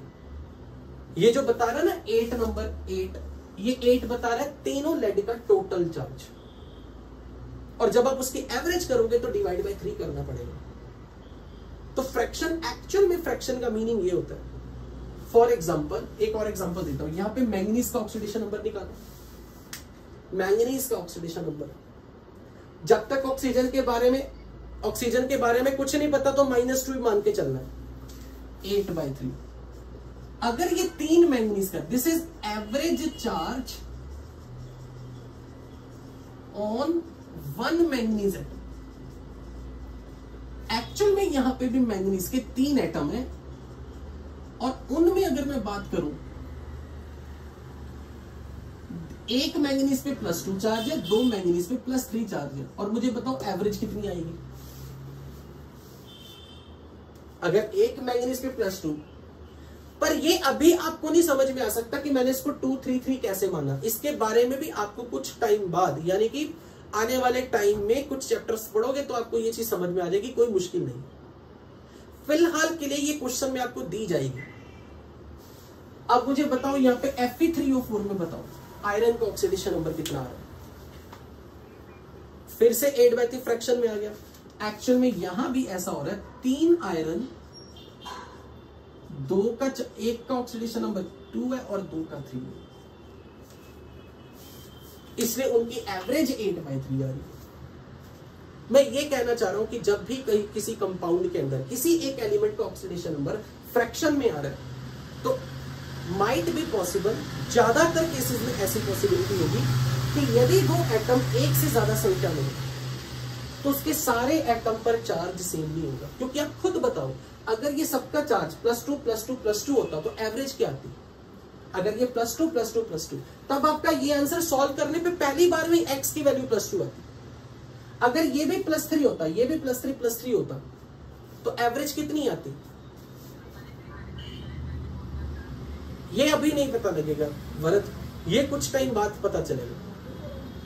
बट ये समझाना चाह रहा हूं कि जब भी कभी कोई आपसे पूछे ना व्हाई ऑक्सीडेशन नंबर इज की डेफिनेशन में एवरेज वर्ड क्यों आया, एक्चुअल में यदि एक एटम संख्या में मोर देन 1 है और यदि उसके हर एटम पे चार्ज अलग अलग है और फिर मैंने पूछा what is oxidation number of that atom, तो आप उस एटम का एवरेज चार्ज बता रहे हो। इज दैट क्लियर बच्चों? Is this clear? मान लो Br3O8 है और मैंने ब्रोमीन का ऑक्सीडेशन नंबर पूछा आपसे। मैंने पूछा बताओ ब्रोमीन का ऑक्सीडेशन नंबर 16/3। तो अगर मैं यहां 16/3 बोल रहा हूं ना, इसका मतलब तीनों ब्रोमीन पे सेम चार्ज नहीं है। तीनों ब्रोमीन का कुछ ना कुछ चार्ज होगा। Let's say X charge on 1 bromine, Y charge on 2nd bromine, Z charge on 3rd bromine, और X Y Z की एवरेज X + Y + Z/3 होगी। अब एक बात बताओ, जब आपने मुझे ये बताया X is 16/3, ये डिनोमिनेटर में 3 क्यों आ रहा है? 3 ब्रोमीन है ना, इसलिए। और अगर मैंने आपसे ये पूछा तीनों ब्रोमीन का टोटल चार्ज कितना है, बता सकते हो? 3 ब्रोमीन का टोटल चार्ज 16 है। वेरी गुड, शाबाश। अब यहां निकालो सल्फर का चार्ज, ऑक्सीडेशन नंबर सल्फर का +2। तो यहां पर अगर मैंने आपसे पूछा व्हाट डू यू गेस कि क्या यहां पे जो 2 सल्फर के एटम, एक्चुअल में वरद यहां ऐसा नहीं है, इसलिए मैंने बोला कि देयर आर फ्यू एक्सेप्शंस। जरूरी नहीं होगा पर मैक्सिमम टाइम ये जरूर तुझे दिखेगा कि जब ये फ्रैक्शन में आता है ना, हाँ वेरी गुड शाबाश, कुछ इस तरीके से, पर एक्चुअल में वो भी नहीं है आंसर, वो कुछ और है। बट जब भी कभी फ्रैक्शन में आ गया तो मोस्ट लाइकली सेम एलिमेंट के तीनों एटम पे चार्ज सेम नहीं होने वाला। यहां पर कोइंसिडेंटली ऐसा है। बट अगर कोई आपसे ये पूछे व्हाट इज +2, आप बोलोगे +2 is average charge on 2 atom of sulphur. मतलब 2 सल्फर है, दोनों सल्फर के टोटल चार्ज की एवरेज निकाल के +2 है। क्या आपको ये एवरेज वाला पॉइंट समझ में लगा या नहीं? किसी ने कोई डाउट पूछना, कोई क्वेरी हो? हाँ शाबाश, बोलो, पूछो। क्या एक्चुअल में सल्फर पे? हाँ बता देता हूं। एक सल्फर पे चार्ज है -6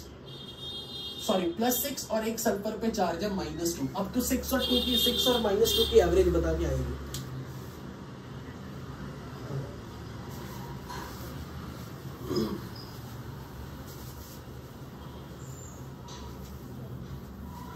अच्छा, अगर मैंने आपसे ऐसे पूछा Na2S4O6, हाँ मान लो मैंने ऐसे बोला Na2S4O6, what is oxidation number of sulphur? मैं आपसे 2 सवालों का जवाब पूछ रहा हूं। What is oxidation number of sulphur? What is total charge on all sulphur atoms?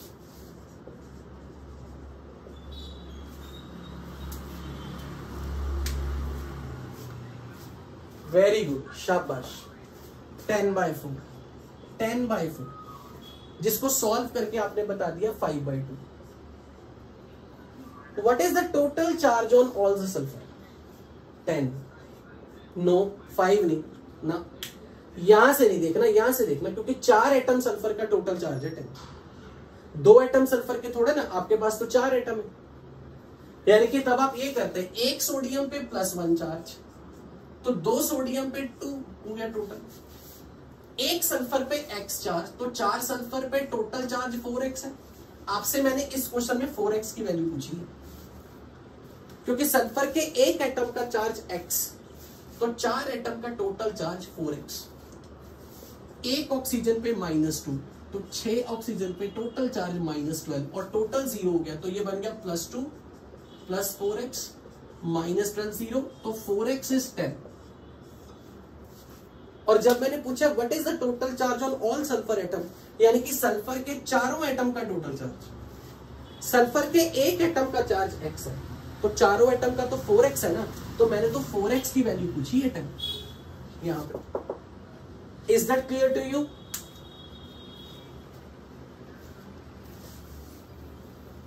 अब हमने ऑक्सीजन के डिफरेंट केसेस कर लिए, अब जरा हाइड्रोजन पे आते हैं।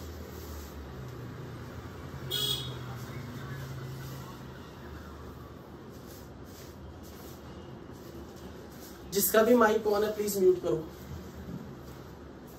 अच्छा, मान लो मैंने आपको ऐसे बोला हाइड्रोजन का ऑक्सीडेशन नंबर फाइंड करो इन दोनों में। What is oxidation number of hydrogen? You have to find the oxidation number of hydrogen here. तो हाइड्रोजन के लिए x,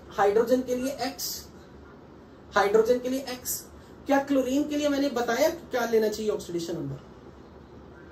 -1 equal to 0, so x is +1। तो हाइड्रोजन का ऑक्सीडेशन नंबर +1 आ गया। यहां बताओ किसका ऑक्सीडेशन नंबर फिक्स है? फिक्स किसका होता है? पोटेशियम का, विच इज +1, और हाइड्रोजन के लिए x, तो x की वैल्यू -1। ये किसका ऑक्सीडेशन नंबर निकाला? ये हाइड्रोजन का। तो हाइड्रोजन का ऑक्सीडेशन नंबर +1 भी हो सकता है जब ये किसी नॉन मेटल से जुड़े। हाइड्रोजन का ऑक्सीडेशन नंबर -1 होगा जब वो किसी मेटल से जुड़े। ये लिखवाया था आपको। जब हाइड्रोजन किसी मेटल के साथ जुड़ेगा तो उसका ऑक्सीडेशन नंबर -1 होगा। जब हाइड्रोजन किसी नॉन मेटल से जुड़ेगा तो उसका ऑक्सीडेशन नंबर +1।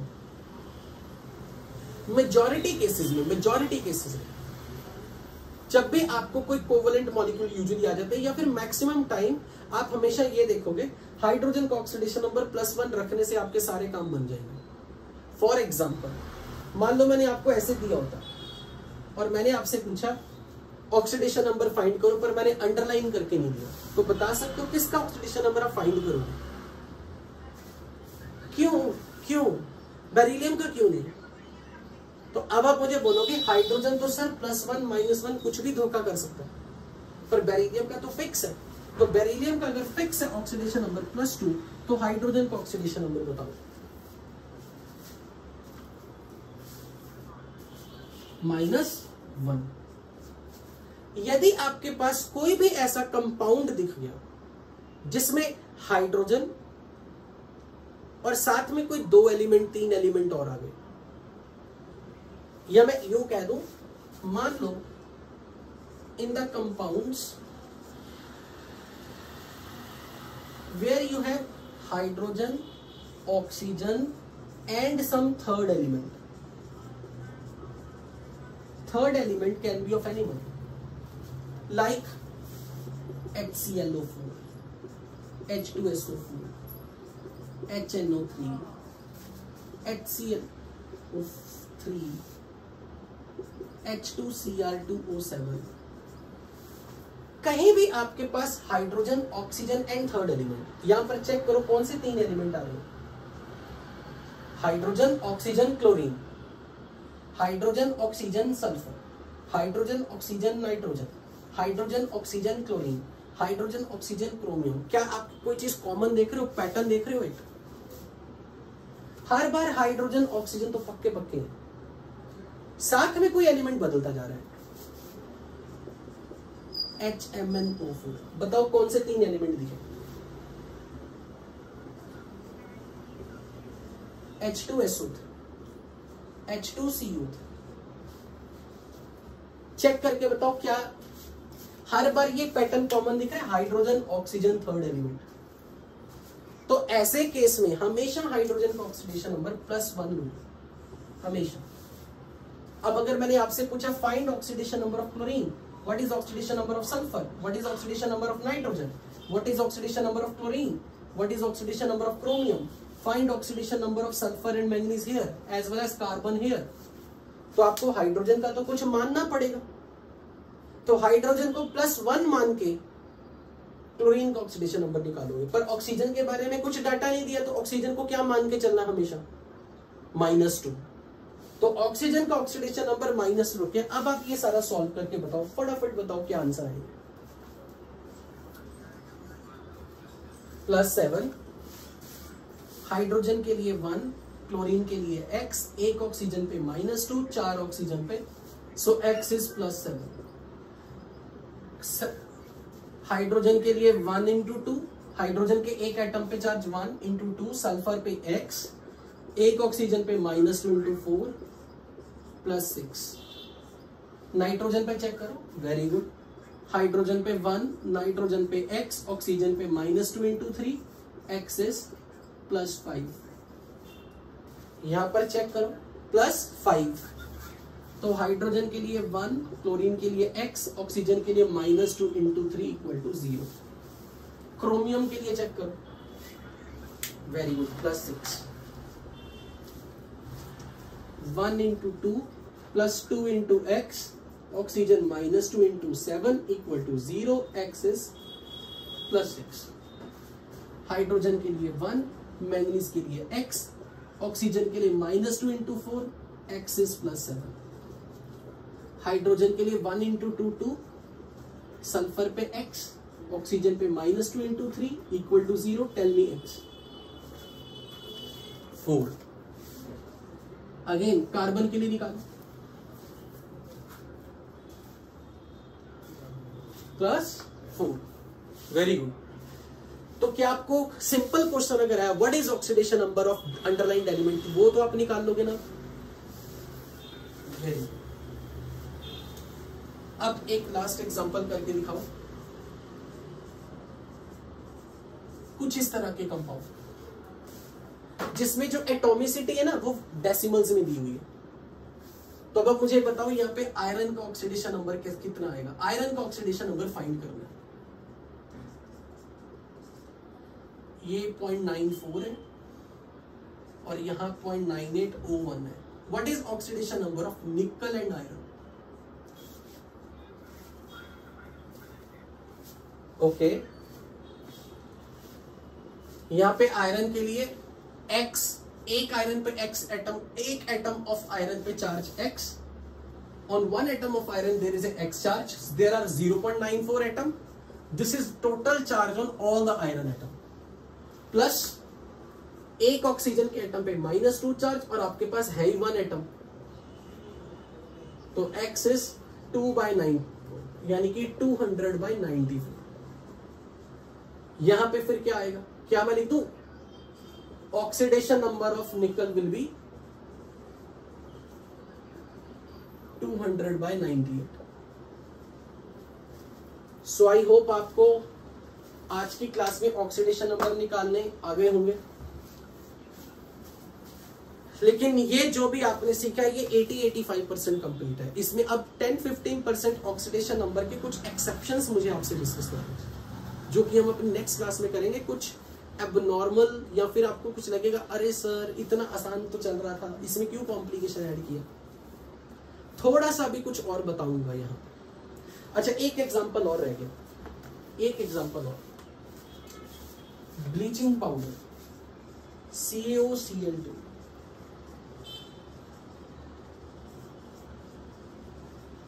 यहां पे आप क्लोरीन का ऑक्सीडेशन नंबर निकाल के बताओ कितना है।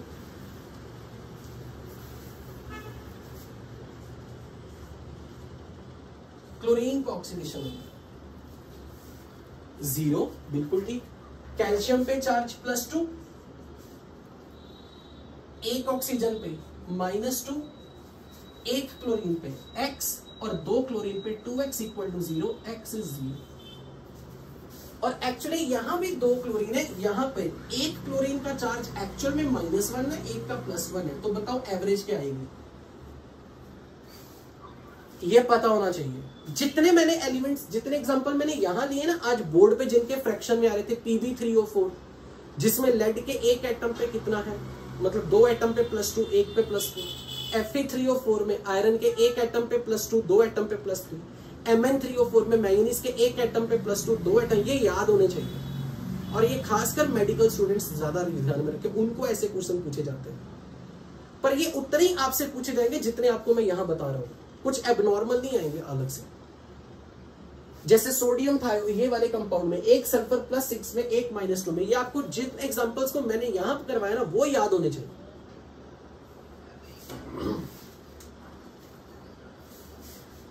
वो ये पूछ सकता कि what is the individual oxidation number of each sulphur in this, फिर आप बोलोगे +6 -2। अगर उसने ऐसे बोल दिया individual oxidation number of each sulphur बताओ, अभी तो आपको याद रखना है।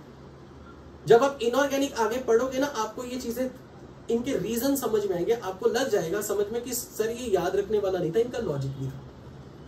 फिलहाल के लिए आपको याद रखना। इसी तरह ब्लीचिंग पाउडर में इट्स वेरी इंपॉर्टेंट कि एक क्लोरीन -1 स्टेट में, एक क्लोरीन +1 स्टेट में, इसलिए उसका एवरेज निकालने पे ये आंसर 0 है। अच्छा मुझे यहां बताओ किसका ऑक्सीडेशन नंबर मैं आपसे निकलवाने के लिए पूछूंगा, तो निकालो ऑक्सीजन कितना आएगा, -1। और चेक करो कॉपी में कुछ लिखा था, जब ऑक्सीजन का ऑक्सीडेशन नंबर -1/3 हो। Very good. So this compound is called potassium ozonide. So with this, I am going to end up the today's class, and I really hope you must have learned. हाँ जी, बिल्कुल उनको याद रखना चाहिए, क्योंकि वैसे तो मुझे लगता है जो 7 पॉइंट्स हमने लिखे हैं ना, एग्जांपल्स कर करके ही याद हो गए वो तो। अब उसमें चेक करो, ऑक्सीजन हर बार -2 में वही पॉइंट आ रहा है बार बार।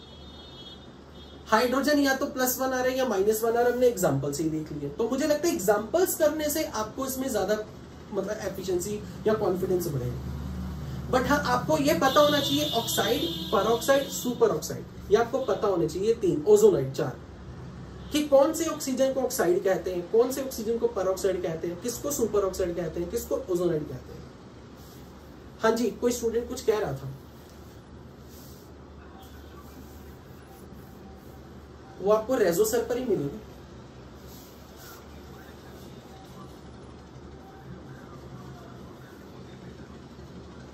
But I have really no idea about that. नहीं, मैंने इनको बीच में ज्वाइन किया था। पहले डीएस सर पढ़ा रहे थे शायद इन्हें। मैंने Maxwell theory of electromagnetic radiations, मतलब वहां से स्टार्ट किया था। Maxwell theory of electromagnetic radiation से मैंने स्टार्ट किया था। कंबाइंड था, इट वाज कंबाइंड बैच। हाँ बिल्कुल, ठीक है, okay. So I am going to end up the meeting. Thank you so much. Next class में मिलते हैं।